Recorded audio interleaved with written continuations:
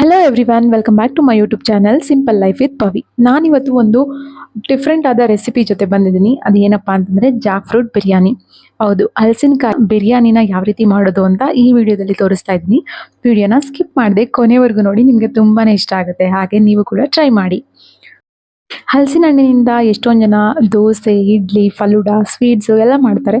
But ಬಿರಿಯಾನಿನ ನೀವು ಒಂದು ಸಲ ಟ್ರೈ ಮಾಡಿ, ಎಷ್ಟು ಚೆನ್ನಾಗಿರುತ್ತೆ ಅಂತಂದರೆ ಚಿಕನ್ ಮಟನ್ ಬಿರಿಯಾನಿ ಅಷ್ಟೇ ರುಚಿಕರವಾಗಿರುತ್ತೆ ಈ ಒಂದು ಬಿರಿಯಾನಿ. ನಾನಿಲ್ಲಿ ಹಲಸಿನಕಾಯಿನ ನೀಟಾಗಿ ಸಿಪ್ಪೆ ಎಲ್ಲ ತೆಗೆದು ಈ ರೀತಿ ಸಣ್ಣ ಸಣ್ಣ ಪೀಸಾಗಿ ಕಟ್ ಮಾಡಿ ಇಟ್ಕೊಂಡಿದ್ದೀನಿ.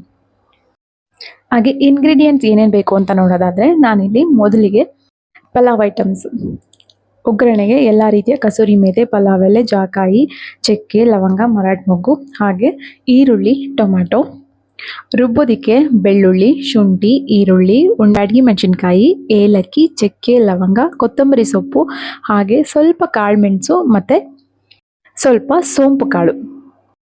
ನಾನಿಲ್ಲಿ ಗಟ್ಟಿ ಮೊಸರನ್ನ ತೊಗೊಂಡಿದ್ದೀನಿ. ಇದು ಕಂಪ್ಲೀಟ್ಲಿ ಆಪ್ಷನಲ್. ಆಮೇಲೆ ಕುಕ್ಕರ್ನ ಇಟ್ಟು ಕುಕ್ಕರ್ ಬಿಸಿ ಆಗಿದ ನಂತರ ನಾನು ಅದಕ್ಕೆ ಆಯಿಲ್ನ ಹಾಕೊತಾ ಇದ್ದೀನಿ. ಎಣ್ಣೆ ಬಿಸಿ ಆಗಿದ ನಂತರ ನಾನು ಅದಕ್ಕೆ ಪಲಾವ್ ಐಟಮ್ಸ್ ಏನೆಲ್ಲ ಇಟ್ಕೊಂಡಿದ್ದೆ, ಪಲಾವ್ ಎಲೆ, ಚಕ್ಕೆ, ಲವಂಗ, ಮರಾಠ ಮೊಗ್ಗು, ಜಾಕಾಯಿ, ಹಾಗೆ ಕಸೂರಿ ಮೇಥಿ ಇಷ್ಟನ್ನು ಹಾಕಿ ಎಣ್ಣೆಯಲ್ಲಿ ಫ್ರೈ ಮಾಡ್ಕೊತೀನಿ. ಇಷ್ಟು ಫ್ರೈ ಆಗಿದ ನಂತರ ನಾನಿಲ್ಲಿ ಒಂದು ಹಸಿಮೆಣಸಿನ್ಕಾಯಿನ ಮಾತ್ರ ಬಳಸ್ತಾ ಇದ್ದೀನಿ. ಏನಕ್ಕಪ್ಪ ಅಂತಂದರೆ ನಾನು ಆಮೇಲೆ ಅಚ್ಕಾರದ ಪುಡಿಯನ್ನು ಬಳಸ್ತೀನಿ. ಸ್ವಲ್ಪ ಕಸೂರಿ ಮೇಥಿ ಹಾಕ್ಕೊಂಡು ಈ ರೀತಿ ಎಣ್ಣೆಯಲ್ಲಿ ಬಾಡಿಸ್ಕೊಬೇಕು. ಇಷ್ಟು ಎಣ್ಣೆಯಲ್ಲಿ ಫ್ರೈ ಆಗಿದ ನಂತರ ನಾನು ಇದಕ್ಕೆ ಈರುಳ್ಳಿನ ಹಾಕೊತೀನಿ. ನಾನಿಲ್ಲಿ 2 ಮೀಡಿಯಮ್ ಸೈಜ್ ಈರುಳ್ಳಿನ ಕಟ್ ಮಾಡಿ ಇಟ್ಕೊಂಡಿದ್ದೆ. ಈರುಳ್ಳಿ ಸ್ವಲ್ಪ ಫ್ರೈ ಆಗಿದ ನಂತರ ನಾನು ಇದಕ್ಕೆ 1 ಟೊಮೆಟೊನ ಹಚ್ಚಿಟ್ಕೊಂಡಿದ್ದೆ, ಅದನ್ನು ಇವಾಗ ಸೇರಿಸ್ತಾ ಇದ್ದೀನಿ. ಈರುಳ್ಳಿ ಮತ್ತು ಟೊಮ್ಯಾಟೊ 2 ಕೂಡ ನೀಟಾಗಿ ಫ್ರೈ ಆಗಬೇಕು. ಟೊಮೆಟೊ ಮೆತ್ತಗಾಗಬೇಕು. ಅಲ್ಲಿವರೆಗೂ ಇದು ಫ್ರೈ ಆಗ್ತಾ ಇರಲಿ. ಅಷ್ಟರಲ್ಲಿ ಇದಕ್ಕೆ ಏನೇನು ಮಸಾಲೆ ಬೇಕು ಅದನ್ನು ರುಬ್ಕೊಳ್ಳೋಣ. ನಾನಿಲ್ಲಿ ಶುಂಠಿ, ಬೆಳ್ಳುಳ್ಳಿ, ಚಕ್ಕೆ, ಲವಂಗ, ಸೋಂಪು ಕಾಳು, ಬ್ಯಾಡಗಿ ಮೆಣಸಿನ್ಕಾಯಿ, ಕೊತ್ತಂಬರಿ ಸೊಪ್ಪು ಇಷ್ಟನ್ನೇನು ರೆಡಿ ಮಾಡ್ಕೊಂಡಿದ್ದೆ ಅದನ್ನು ರುಬ್ಕೊತಾ ಇದ್ದೀನಿ. ಅಷ್ಟರಲ್ಲಿ ಟೊಮೆಟೊ ಮತ್ತು ಈರುಳ್ಳಿ ಒಗ್ಗರಣೆಯಲ್ಲಿ ಫ್ರೈ ಆಗಿದೆ. ಇವಾಗ ನಾನು ಒಗ್ಗರಣೆಗೆ ಹಲಸಿನಕಾಯಿ ಏನು ಕಟ್ ಮಾಡಿ ಇಟ್ಕೊಂಡಿದ್ದೆ ಅದನ್ನು ಹಾಕೊತಾ ಇದ್ದೀನಿ.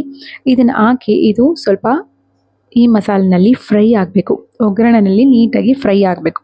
ಇದು ಸ್ವಲ್ಪ ಹೊತ್ತು ಹಾಗೆ ಫ್ರೈ ಆಗಿದ ನಂತರ ನಾನು ಇದಕ್ಕೆ ಅರಿಶಿಣ ಪುಡಿನ ಸೇರಿಸ್ಕೊತಾ ಇದ್ದೀನಿ. ಸ್ವಲ್ಪ ಅರಿಶಿಣ ಪುಡಿ ಹಾಕಿ ಮಿಕ್ಸ್ ಮಾಡ್ತಾ ಇದ್ದೀನಿ. ಅರಿಶಿನ ಪುಡಿ ಹಾಕಿದ ನಂತರ ನಾನು ಇದಕ್ಕೆ ಧನಿಯಾ ಪೌಡರ್ ಅಂದರೆ ಕೊರಿಯಂಡರ್ ಪೌಡರು, ಇದು ಮನೆಯಲ್ಲೇ ಮಾಡಿರುವಂಥ ಕೊರಿಯಂಡರ್ ಪೌಡರು. ನೀವು ಬೇಕಂದರೆ ಚಿಕನ್ ಮಸಾಲ ಅದನ್ನೆಲ್ಲ ಬೇಕಂದರೆ ಯೂಸ್ ಮಾಡ್ಕೊಬೋದು. ನಾನಿಲ್ಲಿ ಯೂಸ್ ಮಾಡ್ತಾ ಇಲ್ಲ. ಇಷ್ಟನ್ನು ಹಾಕಿ ನೀಟಾಗಿ ಫ್ರೈ ಮಾಡಿದ ನಂತರ ಇವಾಗ ರುಬ್ಬಿಟ್ಕೊಂಡಿರುವಂಥ ಮಸಾಲೆ ನೋಡ್ತಿರ್ಬೋದು. ನಾನಿಲ್ಲಿ ಬ್ಯಾಡಗಿ ಮೆಣಸಿನ್ಕಾಯಿ ಯೂಸ್ ಮಾಡಿರೋದ್ರಿಂದ ಇದು ರೆಡ್ ಕಲರ್ ಮಸಾಲ ಆಗಿರುತ್ತೆ. ಇವಾಗ ರುಬ್ಬಿಟ್ಕೊಂಡಿರೋ ಮಸಾಲಾನ ಸೇರಿಸ್ತಾ ಇದ್ದೀನಿ. ಈ ಮಸಾಲಾನ ಸೇರಿಸಿ ನೀಟಾಗಿ ಮಿಕ್ಸ್ ಕೊಡಬೇಕು. ನೀಟಾಗಿ ಮಿಕ್ಸ್ ಆಗಿದ ನಂತರ ನೀವು ನೋಡ್ತಿರ್ಬೋದು, ನೋಡೋದಕ್ಕೆ ಕಲರ್ಫುಲ್ಲಾಗಿ ತುಂಬಾ ಚೆನ್ನಾಗಿ ಕಾಣ್ತಾ ಇದೆ. ಹಾಗೆ ಟೇಸ್ಟ್ ಕೂಡ ತುಂಬಾ ಸಕ್ಕತ್ತಾಗಿರುತ್ತೆ. ನೀವೆಲ್ಲರೂ ಒಂದ್ಸಲ ಟ್ರೈ ಮಾಡಿ ಹಲಸಿನಕಾಯಿ ಸಿಕ್ಕಿದಾಗ ಹೇಗಿತ್ತು ಅಂತ ನಂಗೆ ಹೇಳಿ. ಹಾಗೆ ಇವಾಗ ನಾನು ಇದಕ್ಕೆ ರುಚಿಗೆ ಎಷ್ಟು ಬೇಕು ಅಷ್ಟು ಉಪ್ಪನ್ನು ಹಾಕೊತಾ ಇದ್ದೀನಿ. ಇವಾಗ ನಾನಿಲ್ಲಿ ಹಲಸಿನಕಾಯಿ ಏನು ಹಾಕಿದ್ದೀನಿ ಅದಕ್ಕೆ ಉಪ್ಪನ್ನು ಹಾಕೊತಾ ಇದ್ದೀನಿ. ನೀವು ಅಕ್ಕಿ ಹಾಕೊಂಡಿದ ನಂತರ ಅವಾಗ ಸ್ವಲ್ಪ ಉಪ್ಪು ಹಾಕೊಬೋದು ರೈಸಿಗೆ. ಇವಾಗ ನಾನು ಇದಕ್ಕೆ ಉಪ್ಪಿಡಿಲಿ ಅಂತ ಉಪ್ಪನ್ನ ಇವಾಗಲೂ ಸ್ವಲ್ಪ ಹಾಕೊತಾ ಇದ್ದೀನಿ. ಇದೆಲ್ಲ ಮಸಾಲೆ ಹಿಡಿದು ನೀಟಾಗಿ ಚೆನ್ನಾಗಿ ಈ ಎಣ್ಣೆಯಲ್ಲಿ ಫ್ರೈ ಆಗಿ ಎಣ್ಣೆ ಎಲ್ಲ ಬಿಟ್ಕೊಬೇಕು. ಅಲ್ಲಿವರೆಗೂ ಕೂಡ ನಾವು ಫ್ರೈ ಮಾಡಬೇಕು. ನಾನಿಲ್ಲಿ ಒಂದು ಸ್ವಲ್ಪ ಗಟ್ಟಿ ಮೊಸರನ್ನ ತೊಗೊಂಡಿದ್ದೆ. ನಾನಿಲ್ಲಿ 2 ಸ್ಪೂನ್ ಗಟ್ಟಿ ಮೊಸರನ್ನ ಸೇರಿಸ್ತಾ ಇದ್ದೀನಿ. ಏನಿಲ್ಲ, ಇದನ್ನು ಗಟ್ಟಿ ಮೊಸರನ್ನ ಸೇರಿಸೋದ್ರಿಂದ ರೈಸು ತುಂಬಾ ಉದುರಾಗಿ ಸಾಫ್ಟಾಗಿ ಜ್ಯೂಸಿಯಾಗಿ ಪೀಸೆಲ್ಲ ಬರುತ್ತೆ, ಜಾಕ್ ಫ್ರೂಟ್ ಪೀಸು.